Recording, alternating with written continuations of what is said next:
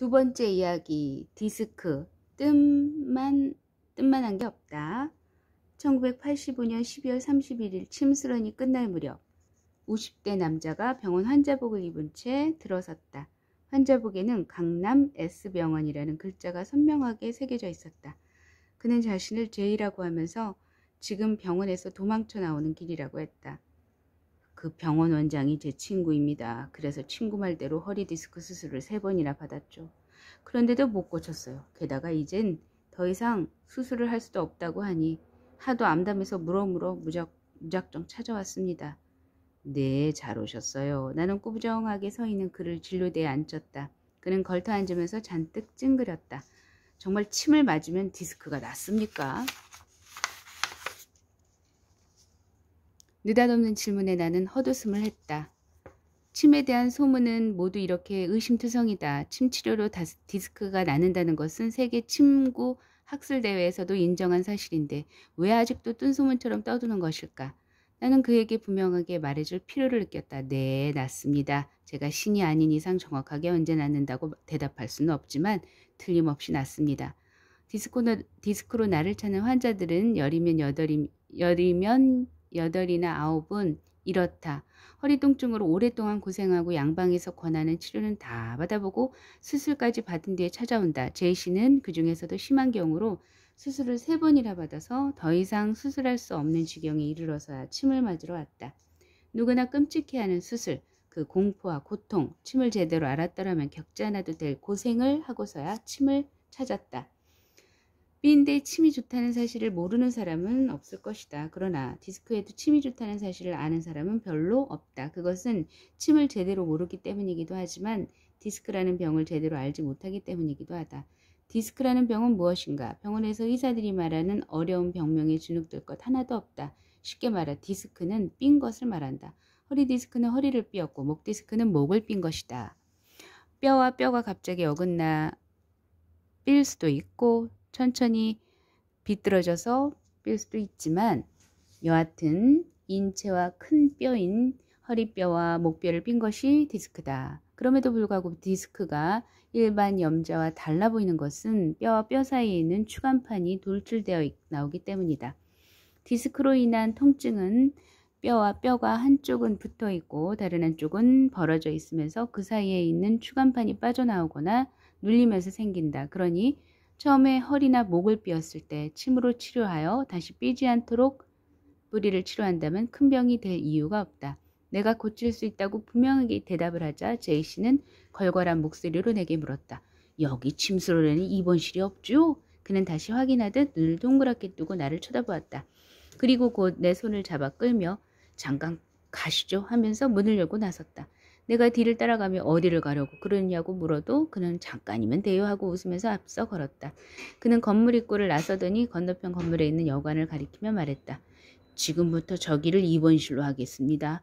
설마 병 고치는 의사 선생님이 여관을 입원실로 정했다고 해서 환자를 나몰라라 하지는 않으시겠죠? 굉장히 적극적이신 분이시죠?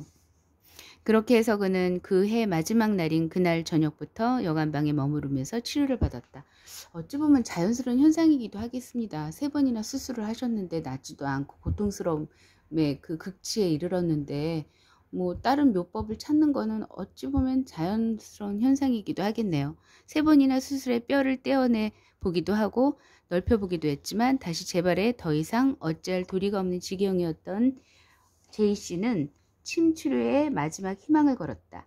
허리 디스크의 시작은 대개 요통이며 그 가운데서도 신이 허에서 오는 요통이다. 허리를 삐끗할 때 왜 삐끗하게 될까?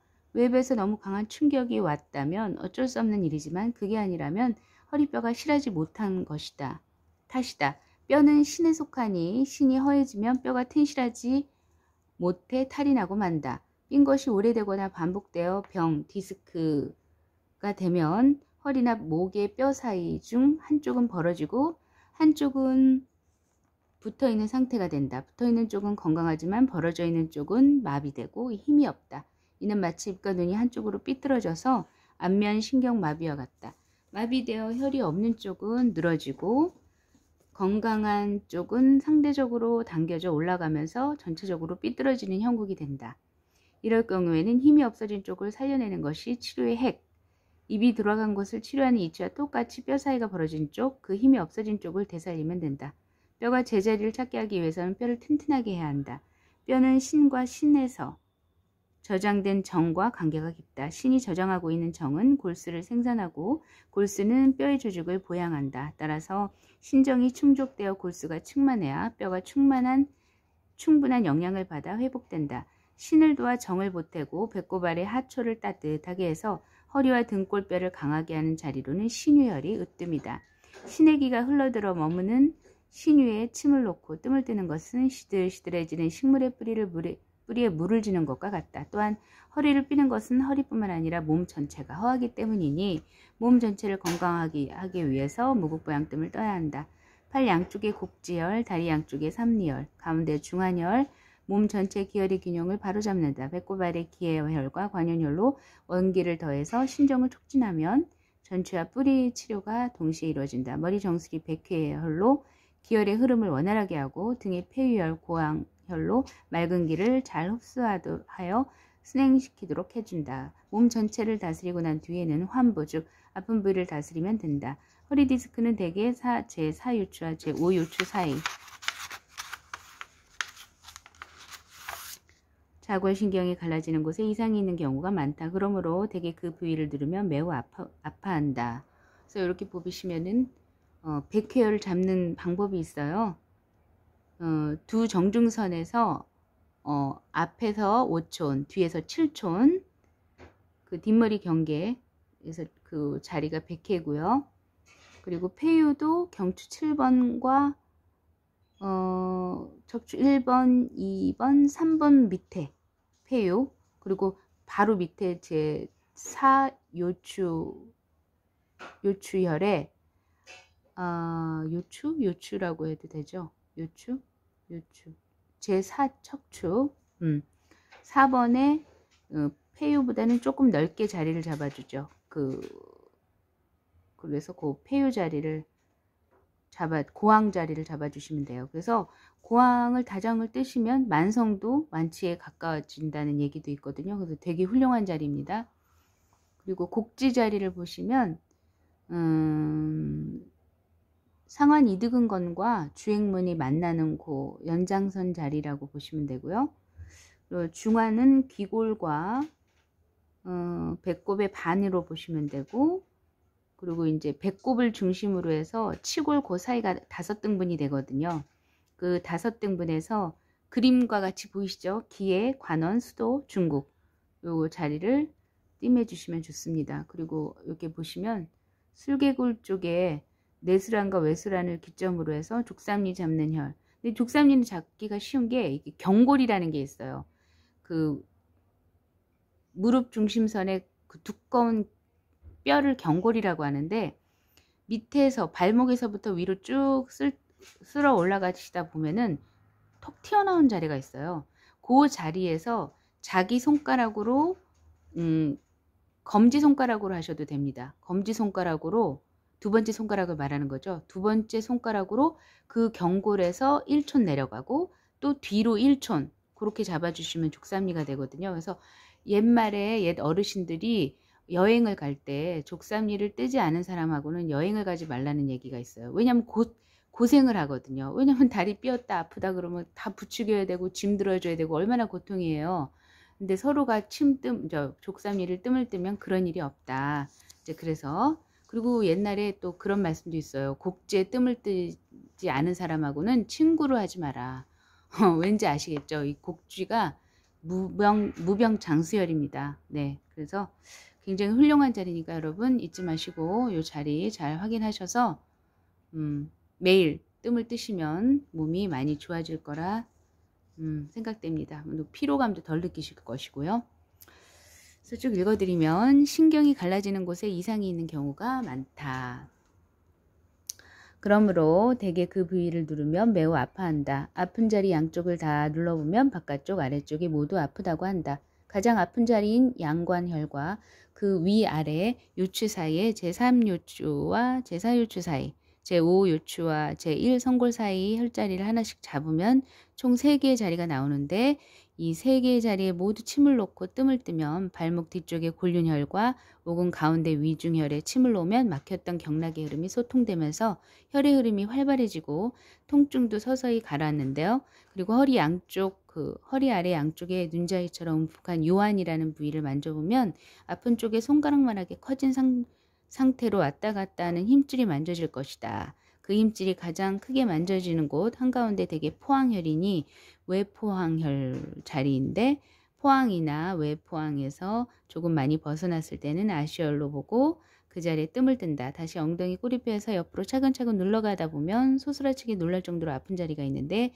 그 자리를 아시혈이라고 하고 살이 두툼한 엉덩이니 장침을 깊숙이 놓아서 자극이 다리 아래까지 찌릿하게 가도록 찔러야 한다. 그리고 양릉천 혈에 침과 뜸을 한다. 양릉천은 뼈와 뼈 사이를 잇는 힘줄과 힘살 기혈에 기혈을 북돋으며 근의 전기가 모이는 자리이다. 허리 근육에 힘을 받쳐주는 배의 복직근 위, 배꼽 옆에 천추 혈, 그 아래 대거혈이 침을 놓는다. 대거혈에 천추와 대거는 디스크를 일으킨 요추와는 대칭이 되는 자리로 디스크 환자 경우 이 부위를 만져보면 근육이 뻣뻣하게 경직되어 있는데 침을 놓고 나면 말랑말랑해진다. 종아리까지 뻗치듯 아파할 때는 대퇴부 뒤쪽 가운데에 있는 음문혈과 종아리에 있는 승근혈을 침을 놓는다. 침 치료를 시작한 지 5일 뒤 제이씨는 입원실로 정했던 여관에서 나왔다. 그리고 곧바로 병원도 퇴원했다.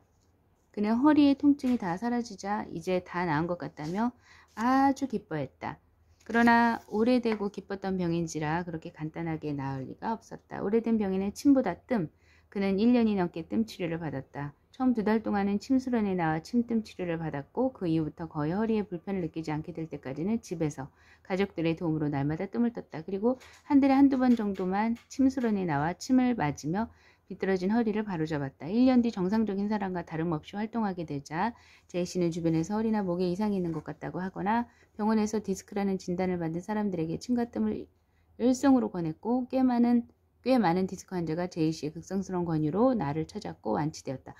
이게 친구를 잘 만나야 합니다. 친구 잘못 만나면 평생 고생이에요. 근데 이런 귀한 제이씨 분의 친구를 만난 분들은 진짜 행운하시네요. 행운아. 제이씨의 권유에 따라 나를 찾아온 사람들 중에는 K 변호사도 있었고 K 변호사 역시 수술을 받을 만큼 받은 상태였다. 미국에서 수술에 새로 된 인공뼈를 끼워 넣었다며 X선 사진까지 가져와서 보여주었다. K 변호사도 역시 침뜸 치료로 디스크에서 벗어났다. 나중에 다 낫고 나서 K 변호사는 이렇게 회상했다. 몇 번이나 수술하고 그것도 최첨단 의술을 자부하는 미국에서 인공뼈까지 넣었으니 괜찮겠지 했습니다. 그런데 또 허리가 아파오니까 이제는 죽는 수밖에 없구나 하는 생각이 절로 들더군요. 그때는 정말 절망적이었습니다. 이후 제이씨나 K 변호사나 모두 주변에서 허리 아프다는 사람이 있으면 수술하지 말라고 당부하면서 어떻게든 나에게 보낸다. 그들이 경험하고 믿는 대로 디스크는 침과 뜸으로 틀림없이 낫는다. 그러나 어떤 병이든 병은 아무리 잘 고쳐도 흔적이 남는 법. 쇠가 부러졌을 때 용접을 해 감쪽같이 붙여놓았다 해도 흔적이 남는 것과 같은 이치이다. 그래서 중요한 것은 예방. 디스크는 예방할 수 있다. 최우선이자 손쉬운 예방법은 자세를 바르게 하는 것. 그래야 허리뼈, 목뼈가 비뚤어지지 않고 쉽게 삐끗하지도 않는다. 다음은 신이 허하지 않게 해야 한다. 뼈는 신에서 저장된 정과 관계가 깊기 때문이다. 마지막으로 몸 전체가 균형을 이루고 늘 건강하도록 무보양 뜸을 한다. 곡지, 죽삼리, 중환, 기해, 관원, 백회, 폐유, 고항의 8혈 12자리에 뜸을 해 몸의 저항력을 기른다. 뜸은 병을 치료하는 수단이지만 병에 걸리지 않았을 때는 대단한 보혈 강장법이다 라고 해주셨습니다. 여러분 이번에는 14분이 걸렸네요. 그럼에도 불구하고 하루에 한 챕터씩 공부하기 잊지 마세요. 여러분 오늘도 행복한 하루 되시고 다음에 또 뵙겠습니다. 감사합니다.